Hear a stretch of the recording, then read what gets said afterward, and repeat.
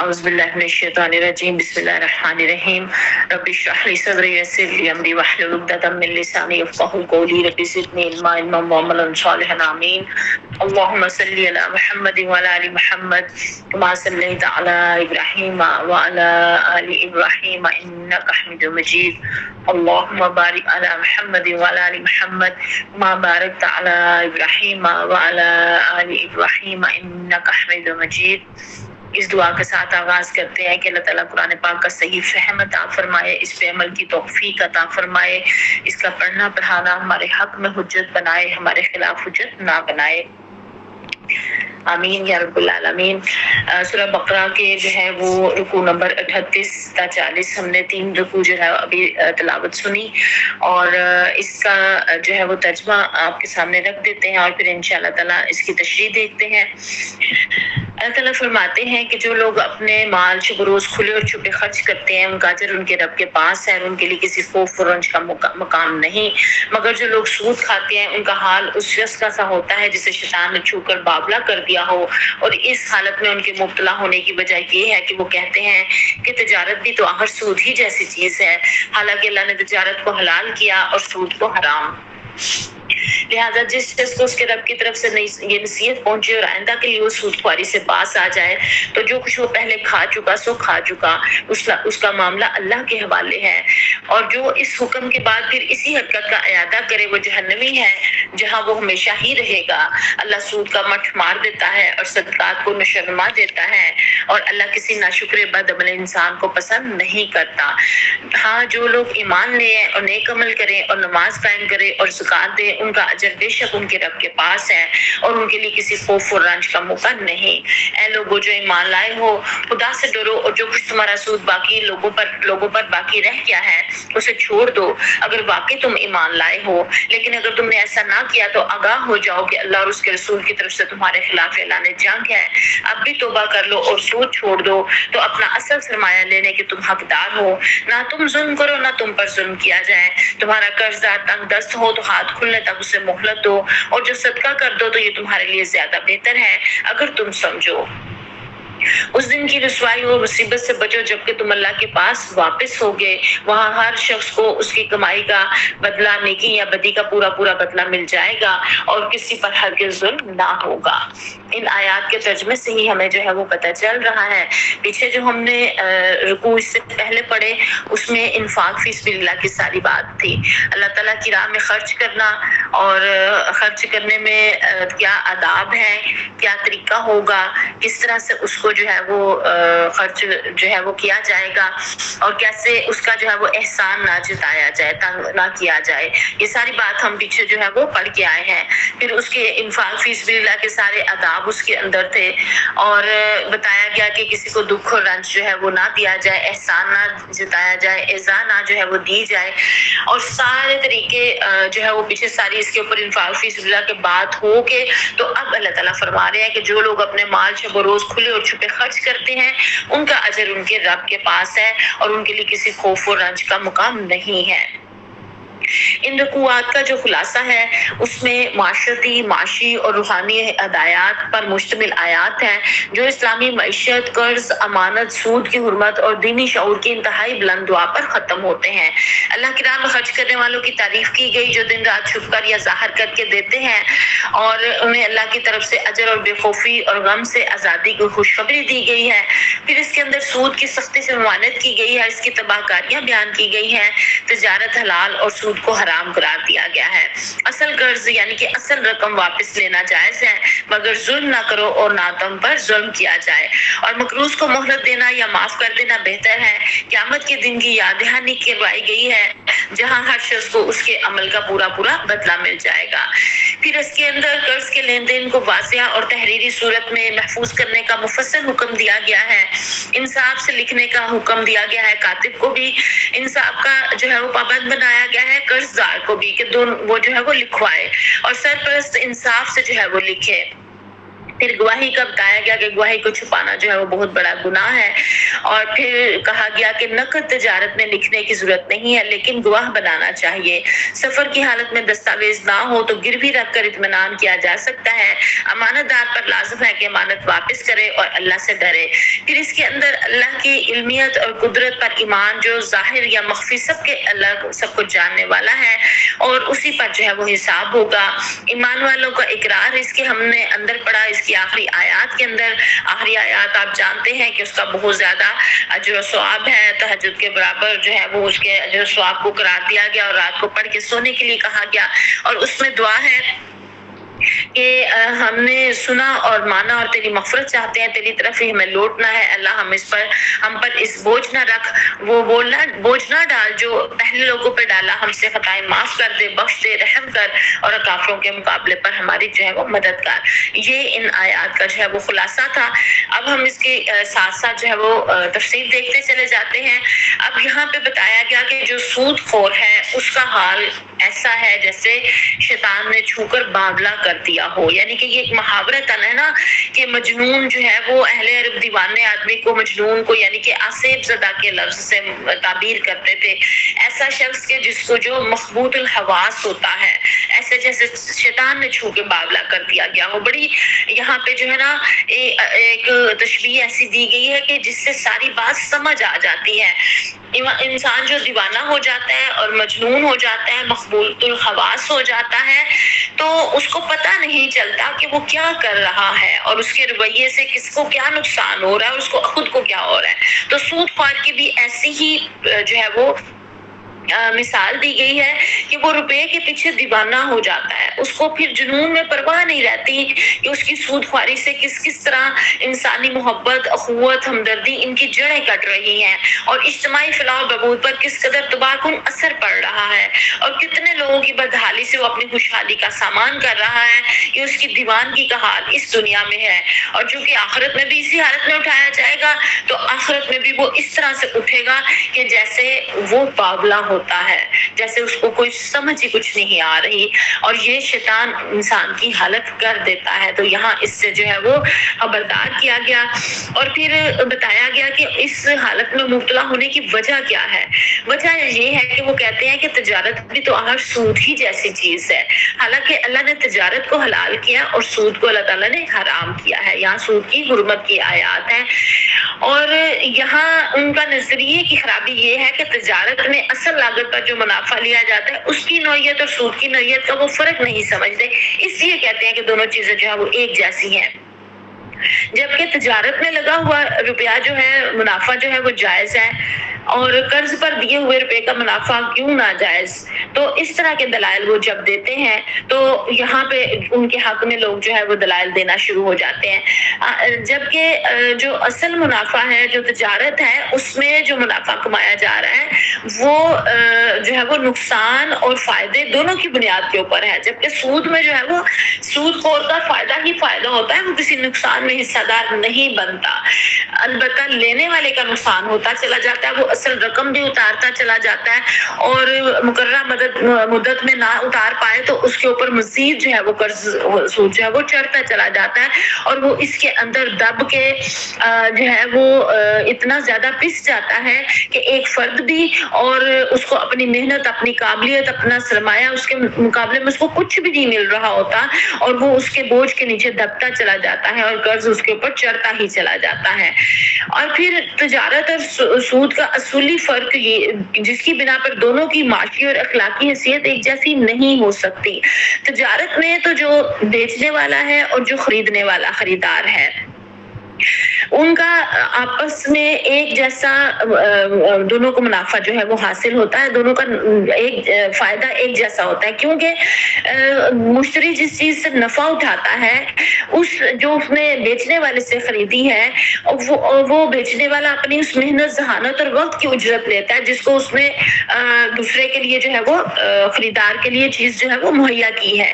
جبکہ سودی لین دین میں منافع کا تبادلہ برابری کے ساتھ نہیں ہوتا. سود لینے والا تو مال کی ایک مقرر مقدار جو ہے وہ لے لیتا ہے جو اس کے لیے بالیقین نفع بخش ہے، لیکن اس کے مقابلے میں سود دینے والے کو صرف مہلت ملتی ہے جس کا نفع بخش ہونا یقینی نہیں ہے. اگر اس نے سرمایہ اپنی ذاتی ضروریات پر خرچ کرنے کے لیے لیا تب تو ظاہر ہے مہلت اس کے لیے قطعی نافع نہیں ہے، اور اگر تجارت یا زراعت یا صنعت و حرفت میں لگانے کے لیے سرمایہ لیا ہے تب بھی مہلت میں جس طرح سے نفع کا امکان ہے اگر اس کو اسی طرح نقصان کا بھی امکان ہے، اور اگر نقصان ہو جاتا ہے اور اس کو اس میں سے پروفٹ نہیں ملتا تو وہاں اس کا تو نقصان ہو گیا، لیکن جو اس نے ادائیگی کرنی ہے وہ تو اس کے سر پہ اسی طرح رہی. اور تجارت میں تو بہرحال ایک دفعہ جو ہے وہ منافع ہے، لیکن سود میں کیا ہے کہ سود دینے والا تو منافع لیتا رہتا ہے لیکن دینے والا جو ہے وہ آہستہ آہستہ دیوالا ہو جاتا ہے. تو یہ ایک جیسی چیزیں نہیں ہیں. تو یہاں پہ جو ہے وہ بتایا گیا کہ جس کو بھی نصیحت اللہ کی طرف سے پہنچے آئندہ کے لیے وہ سود خواری سے باز آ جائے. تو جو کچھ پہلے کھا چکا اس کا معاملہ اللہ کے حوالے ہے.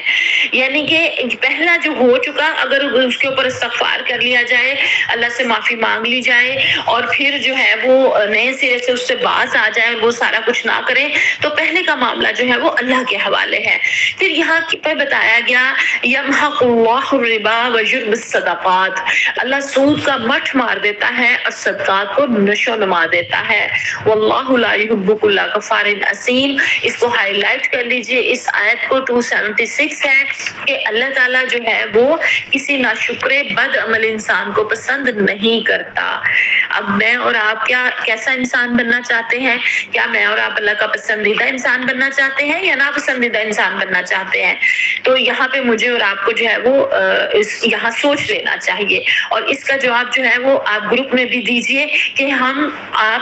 میں آپ کیسا انسان بننا چاہتی ہیں. اور پھر یہاں پہ جو ہے وہ صدقات کو جو ہے وہ بتایا گیا کہ اللہ تعالیٰ نشو نما دیتا ہے. کل بھی ہماری کلاس تھی تو ہم نے ایک واقعہ جو ہے وہ حضرت عمر بن عبدالعزیز کا پڑھا کہ وہ 5 درہم صرف اپنے بیٹوں میں چھوڑ کے گئے تھے، 11 بیٹے تھے ان کے، تو لیکن کیونکہ وہ حلال رزق تھا اور اس میں جو ہے وہ اللہ تعالیٰ نے خیر و برکت ڈالی تو انہوں نے یہاں تک ان کے بیٹے امیر ہو گئے، اسی مال سے وہ مال بڑھتا گیا کہ جو ہے وہ انہوں نے حلال رزق میں حلال تجارت میں لگایا تو اس میں جو ہے وہ مال بڑھتا گیا کہ اتنا بڑا کہ ایک بیٹے نے ایک دن میں 100 غلام لے کے آزاد کیے. اور دوسری طرف جو دوسرا واقعہ بتایا گیا تھا کہ جو وہ عبد الملک بھی جو ہے وہ چھوڑ کے گیا تھا 11 بیٹوں میں اسی طرح تقسیم کر کے، تو چونکہ وہ مال ظلم اور زیادتی سے کمایا ہوا حرام مال تھا تو وہ اس وقت تو لاکھوں کروڑوں اربوں خربوں ایک حصے میں آئے، لیکن بعد میں وہ مانگتے پھرے. تو اللہ تعالیٰ جو ہے وہ برکت جو ہے وہ کس طرح سے دے دیتا ہے کہ تھوڑا بھی جو ہے وہ کفایت کر جاتا ہے، وہ بہت زیادہ ہو جاتا ہے اور وہ ضرورت کے لیے بھی کافی ہو جاتا ہے اور اس سے نسلوں میں بھی اس کی جو ہے وہ خیر و برکت بڑھتی چلی جاتی ہے. اور پھر جو ناشکری کرنے والا بد عمل انسان ہے وہ اللہ کو پسند نہیں آتا. یہاں پہ یہ جو بات کی گئی ہے نا، اس کا مطلب یہ ہے کہ سود پر روپیہ وہی شخص چلا سکتا ہے جس کی دولت کی تقسیم میں اس کی حقیقی ضرورت سے زیادہ ضرورت سے ملا ہو. ضرورت سے زیادہ حصہ جو ایک شخص کو ملتا ہے قرآن کے نقطہ نظر سے دراصل اللہ کا فضل ہے، اور اللہ کے فضل کا صحیح شکر یہ ہے کہ جس طرح اللہ نے اپنے بندے پر فضل فرمایا اسی طرح بندہ بھی اللہ کے دوسرے بندوں پر فضل کرے اور ان کو اس میں جو ہے وہ شامل کرے. اور جو ہے وہ سود خور تو اپنے ہی منافع کماتا چلا جاتا ہے اور اپنے تک ہی رکھتا ہے، جبکہ صدقات جو ہے وہ آگے تقسیم در تقسیم ہوتے چلے جاتے ہیں اور غریب آدمی تک پہنچتا ہے. تو معاشرے کا جو ہے غریب فرد جو ہے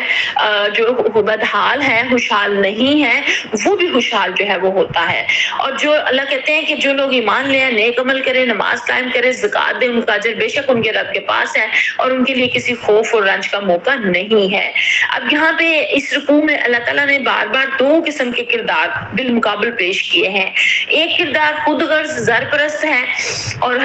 خدا اور خلق دونوں سے ان کے حقوق سے بے پرواہ ہے اور روپیہ گننے اور گن کر سنبھال کے رکھنے اور ہفتوں مہینوں کے حساب سے بڑھانے اور سود کھانے اور سود کاروبار چلانے میں لگا ہوا ہے. اور دوسرا کردار کیا ہے دوسرا کردار خدا پرست فیاض اور ہمدرد انسان کا کردار ہے جو خدا اور خلق خدا دونوں کے حقوق کا خیال رکھتا ہے، اپنے قوت بازو سے کما کے خود بھی کھاتا ہے اور دوسرے بندگان خدا کو بھی کھلاتا ہے اور دل کھول کر نیک کاموں میں خرچ کرتا ہے۔ پہلی قسم کا کردار خدا کو سخت ناپسند ہے، دنیا میں اس کردار کی کوئی صالح سوسائٹی نہیں بن سکتی۔ آج بھی آپ دیکھیں نا، آپ اپنے ملکی سطح پہ دیکھیں، آپ اپنی اس وقت انٹرنیشنل سطح پہ دیکھیں،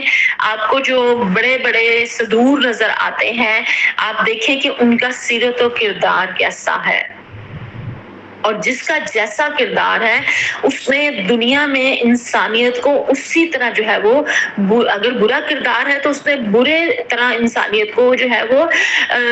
اذیت میں مبتلا کیا ہوا ہے، اور اگر کسی کا اچھا کردار ہے، آپ میرا اشارہ سمجھ گئے ہوں گے میں اس وقت کس طرف اشارہ کر رہی ہوں، کہ جو اس وقت جو ہے وہ فلسطین کی غزہ کی صورتحال چل رہی ہے، اور آپ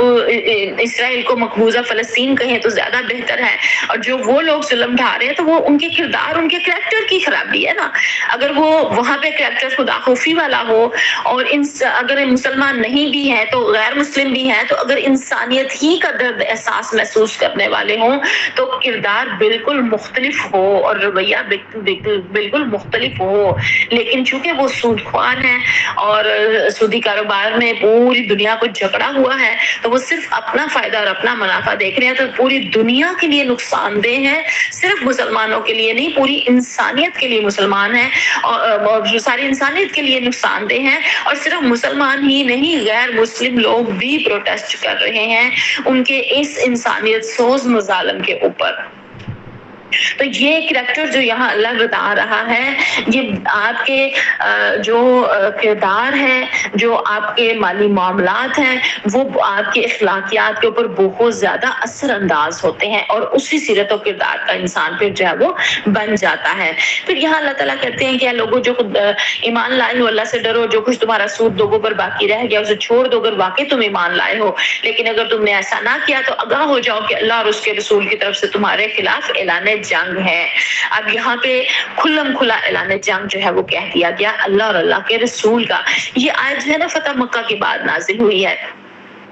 اور سلسلہ کلام میں یہاں پہ جو ہے وہ داخل کر دی گئی ہے، کیونکہ سلسلہ یہ چل رہا تھا سود کا، اور سود کو ایک ناپسندیدہ چیز سمجھا گیا اور ابھی قانون بند نہیں ہوا تھا۔ اس آیت کے نزول کے بعد اسلامی حکومت کے دائرے میں سودی کاروبار ایک فوجداری جرم بن گیا، اور عرب کے جو قبیلے سود کھاتے تھے ان کو پیارے نبی صلی اللہ علیہ وسلم نے اپنے جو امال تھے، ان کے جو افراد تھے ذمہ دار، ان کے ذریعے سے آگاہ فرما دیا کہ اگر اب وہ اس لین دین سے باز نہ آئے تو ان کے خلاف جنگ کی جائے گی۔ اور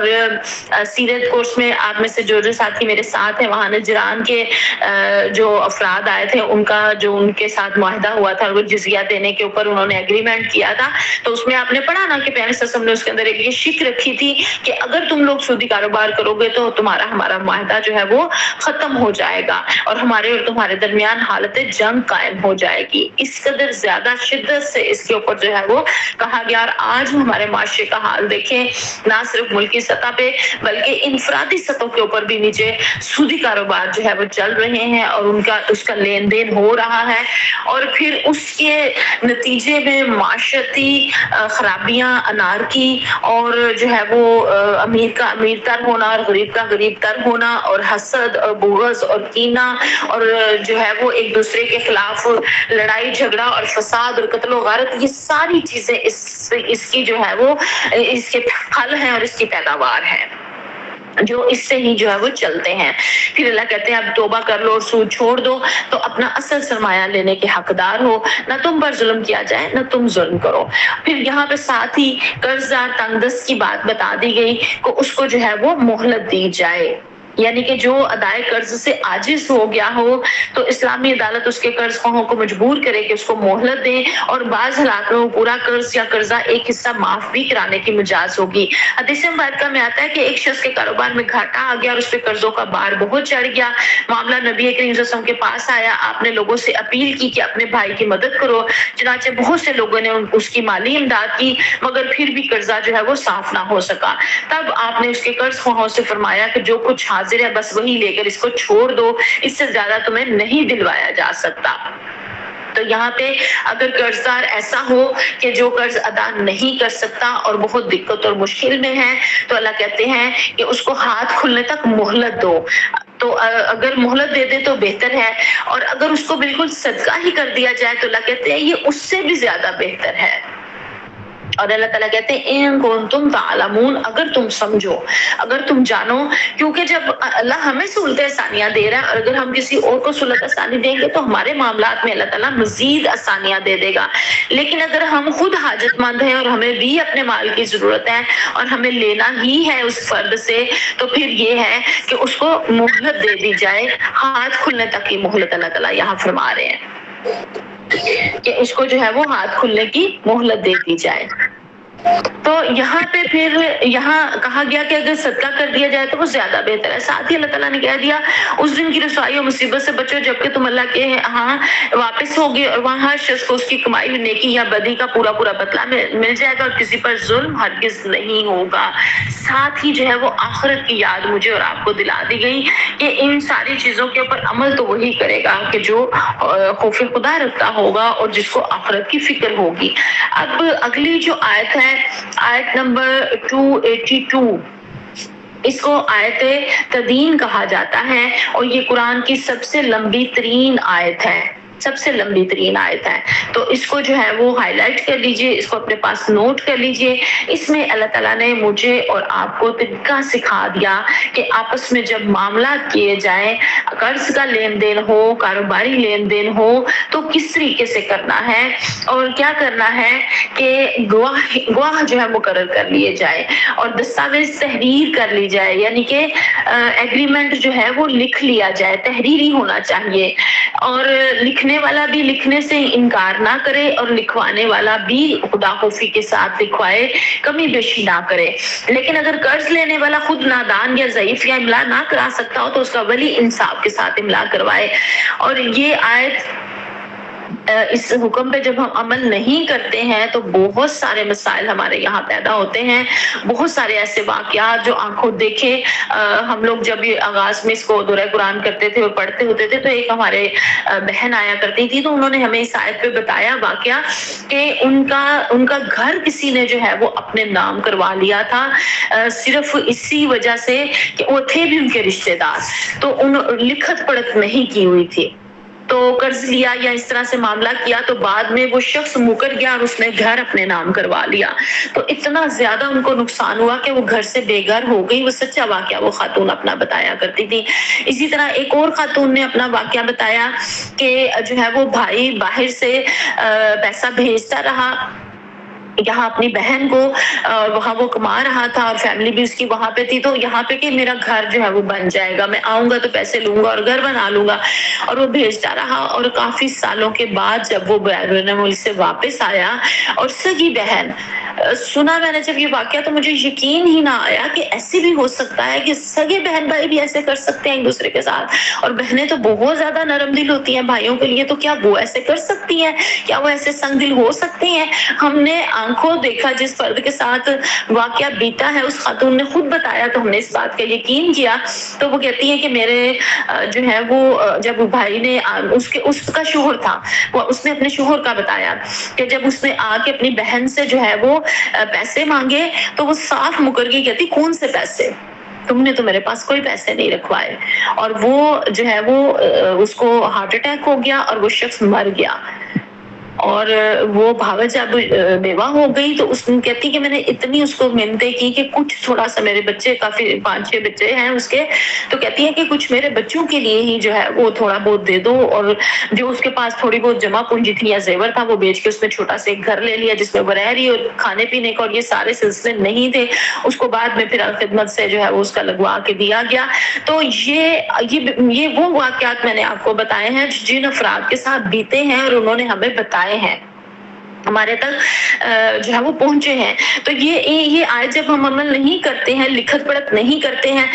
اس وقت ہم کہتے ہیں لو تمہیں مجھ پہ اعتبار نہیں ہے، تم جو لکھنے پڑھنے کی بات کر رہی ہو، یا اگر کسی کو بیچ میں گواہ کے طور پر بٹھا لیں تو افراد ناراض ہو جاتے ہیں کہ لو اس نے میرا اعتبار نہیں کیا اور اس نے فلاں رشتہ دار کو بیچ میں بٹھا لیا اور اس کے سامنے بات کی، میں نے کوئی مکر جانا تھا، میں نے کوئی پیسے مار لینے تھے، میں نے کوئی جائیداد ہڑپ کر جانی تھی۔ اس طرح کے جذباتی ڈائلاگ مار کے ہم لوگ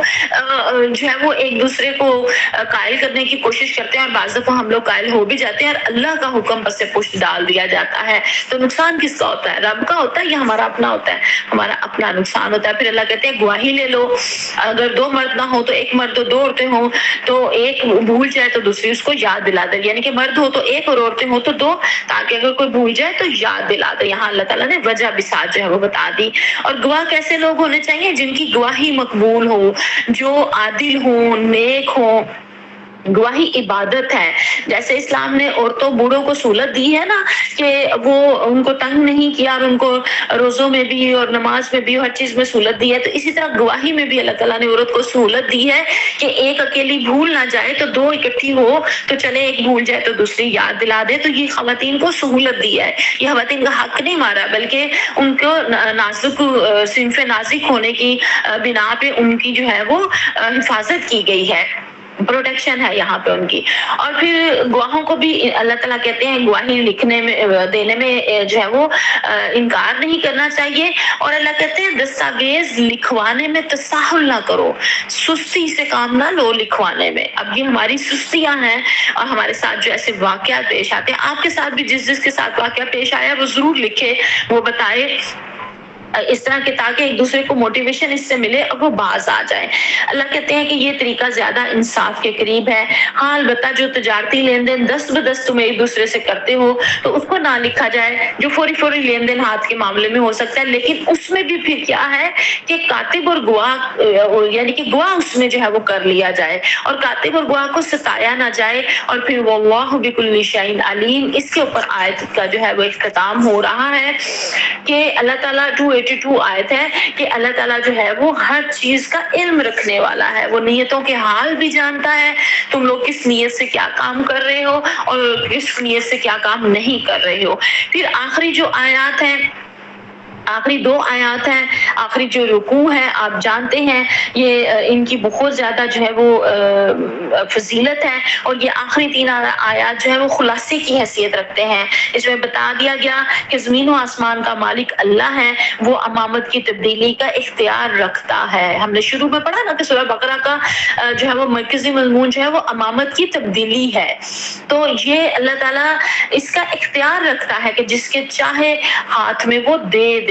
اور آسمان و زمین میں سب کچھ اللہ کا ہے، تم اپنے دن کی باتیں خواہ چھپاؤ یا ظاہر کرو، بہرحال اللہ ان کا حساب تم سے لے لے گا، اور پھر اسے اختیار ہے جسے چاہے معاف کرے اور جسے چاہے سزا دے، وہ ہر چیز پر قدرت رکھتا ہے۔ اس میں بتا دیا گیا کہ آخری شریعت کے احکامات پر رسول اللہ صلی اللہ علیہ وسلم اور صحابہ کرام ایمان لے کر آئے ہیں۔ امت مسلمہ بنی اسرائیل کے یہود کی طرح انبیاء میں فرق نہیں کرتی، سب پر ایمان رکھتی ہے۔ اور مسلمان کیا کہتے ہیں؟ یہاں پہ کہا گیا کہ رسول اس ہدایت پہ ایمان لے کے آیا جو اس کی طرف رب کی طرف سے نازل ہوئی ہے، اور یہ سب اللہ اور اس کے فرشتوں اور اس کی کتابوں اور اس کے رسولوں کو مانتے ہیں، اور ان کا قول یہ ہے کہ ہم اللہ کے رسولوں کو ایک دوسرے سے الگ نہیں کرتے، ہم نے حکم سنا اور اطاعت قبول کی، مالک ہم تجھ سے خطا بخشی کے طالب ہیں اور تیری ہی طرف ہمیں پلٹنا ہے۔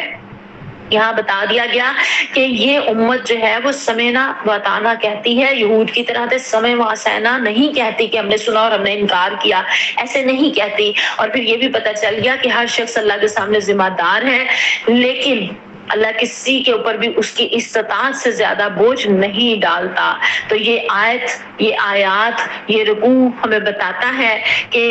امت اس ذمہ داری کو ادا کر سکتی ہے، امامت کی ذمہ داری کو احسن انداز سے، امر بالمعروف اور نہی عن المنکر کی ذمہ داری کو احسن انداز سے ادا کر سکتی ہے، شہادت حق کا فریضہ انجام دے سکتی ہے، اسی لیے اس کے اوپر یہ ذمہ داری ڈالی ہے۔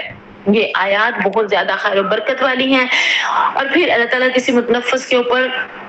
اس کی ذمہ داری سے بھر کے بوجھ نہیں ڈالتا، اس لیے میرے اور آپ کے اوپر اللہ تعالیٰ نے کوئی ایسا بوجھ نہیں ڈالا جو ہم نہیں اٹھا سکتے۔ آپ دیکھیں ہماری زندگی کے جو معاملات ہوتے ہیں وہ ہم ان کو خوبی انجام دے لیتے ہیں نا، یہ اب ہمارے اوپر ہے کہ ہم اس کو روتے پیٹتے انجام دیں یا خوش دلی کے ساتھ انجام دیں، لیکن جس کے اوپر جو ذمہ داری ڈلتی ہے وہ بہرحال کر لیتا ہے، اور وہ اس کا اہل ہوتا ہے تو اس کو اس میں ڈالا جاتا ہے۔ بعض دفعہ ہم ایسے جملے کہتے ہیں نا کہ فلاں معاملے سے میں اس طرح سے گزر آئی تو میرا ہی حوصلہ ہے، یا فلاں میرے رشتے دار ہیں تو ان کے ساتھ میں نے نبھا کر لیا ہے تو یہ میرا ہی ہمت حوصلہ ہے، کوئی اور ہوتا تو کر نہیں سکتا تھا۔ تو ہمیں وہ ہمارا ہمت حوصلہ اللہ تعالیٰ نے دیا ہوتا ہے، اور وہ اللہ بڑھا بھی دیتا ہے اور اس میں سے گزروا بھی دیتا ہے جب اس کے اوپر بھروسہ کیا جاتا ہے۔ ہم کہتے ہیں فلاں ہوتی میری جگہ پہ تو وہ نبھا نہ کر پاتی، میں ہی ہوں جس نے نبھا کر لیا ہے۔ تو یہ اصل میں تو اللہ تعالیٰ نے اس کے اوپر اس کی وسعت اور قدرت سے زیادہ بوجھ نہیں ڈالا ہوتا، اور اتنا ہی ڈالا ہوتا ہے جتنا کہ وہ اس کو سہار سکتا ہے، فرد اس کو انگیز کر سکتا ہے۔ ایک جو ہے وہ نصاب کی کتاب میں بہت سال پہلے انگلش کی ایک جو ہے وہ سٹوری ہوا کرتی تھی کہ جس میں افراد کو لگتا ہے کہ ہمارے جو ہے وہ ایک تمثیلی طور پہ اس کو جو ہے وہ بیان کیا گیا ہے وہاں پہ سٹوری کو، کہانی کو، کہ افراد کو لگ رہا ہوتا ہے کہ میرے اوپر جو ہے نا بہت زیادہ بوجھ ہے اور میرے اوپر بہت ذمہ داری ہے، اور میرا دکھ جو ہے، میرا غم جو ہے وہ سب سے زیادہ بڑھ کر ہے، اور کسی اور کا اتنا نہیں ہے، فلاں کا اتنا نہیں ہے، اس کا دکھ بھی ہے، اس کا بھی غم ہے، اس کی بھی آزمائش ہے، اس کی بھی پرابلم ہے، لیکن میری پرابلم سے زیادہ بڑی نہیں ہے۔ تو وہ ان کو کہا گیا کہ سارے ایک جگہ پہ ڈھیر کر دیں اپنی اپنی مصیبتیں اور مشکلات آ کے، تو انہوں نے ساروں نے اپنی اپنی مشکلات ایک جگہ پہ ڈھیر کر دی۔ پھر ان سے کہا گیا کہ اب آپ کو جو اپنی پسندیدہ اس میں سے مشکل ہے، آزمائش جو ہے پسندیدہ، وہ لے لیں، کیونکہ لینی تو ہر فرد نے ہے، گزرنا تو ہر فرد نے ہے امتحان میں سے، آزمائش میں سے۔ جب وہ لے کے ہر فرد وہاں سے اپنی مرضی اور پسند کی آزمائش لے کے چلا جاتا ہے، تو پھر جب وہ جاتا ہے تو اس سے اس آزمائش کے ساتھ نباہ ہی نہیں کیا جاتا، گزارا ہی نہیں کیا جاتا، زندہ ہی نہیں رہا جاتا، تو اس کو ان حالات میں سے گزرنا اتنا مشکل لگتا ہے کہ وہ فرد جو ہے وہ توبہ کر کے اپنی اس آزمائش کو جو اس نے اپنی پسند سے لی ہوتی ہے اس ڈھیر کے اوپر ڈھیر کر جاتا ہے، واپس پھینک جاتا ہے، اور وہاں سے وہی آزمائش جو اللہ کی طرف سے آئی ہوتی ہے وہ لے کے چلا جاتا ہے، کیونکہ اس کے ساتھ اللہ تعالیٰ نے اس کو اتنی قدرت بھی دی تھی،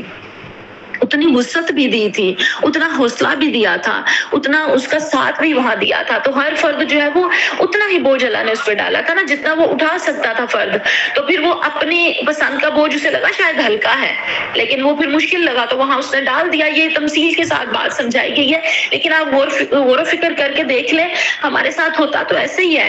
کہ ایک دم سے کوئی مشکل آ جاتی ہے، کوئی آزمائش آ جاتی ہے، تو وہ بہت زیادہ جو ہے وہ مشکل لگ رہی ہوتی ہے، لیکن